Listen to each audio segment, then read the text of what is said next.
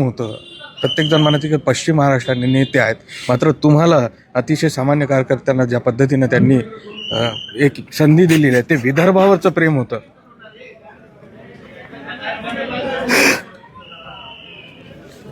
संपूर्ण विदर्भावरचं प्रेम होतं त्या प्रेम होतं.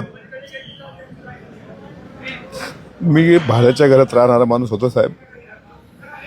6 वर्षापूर्वी मला अचानक फोन आला दादानी की तुला मी आमदार करणार आहे, तू कागदपत्र घेऊन ये. म्हटलं दादा माझ्याकडे कुठलाच कागद नाही, इन्कम टॅक्स मी काय बऱ्याचा संबंधच नव्हता. दादानी ढिकले आणि कार्लोस वकील लावून कागदपत्राची पूर्तता करायला सांगितली. त्याच्यानंतर माझं घर झालं साहेब. 6-5 वर्ष माझी एकच विनंती होती, दादा हे तुमच्या पुण्यानं घर झालंय. जसं ते सूरज चव्हाण जे बिग बॉसवाले आहेत तशा पद्धतीने केलं. म्हटलं दादा माझ्या घराला पाय लावा. दादाचं मागच्या वर्षी मला आठवतं बजेटचं अधिवेशन होतं.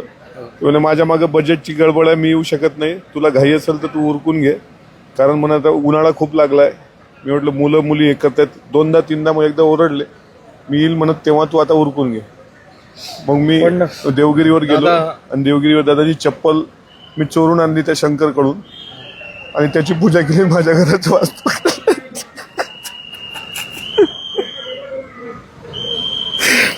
दादा आता मोठी लढाई आहे आपल्या समोर.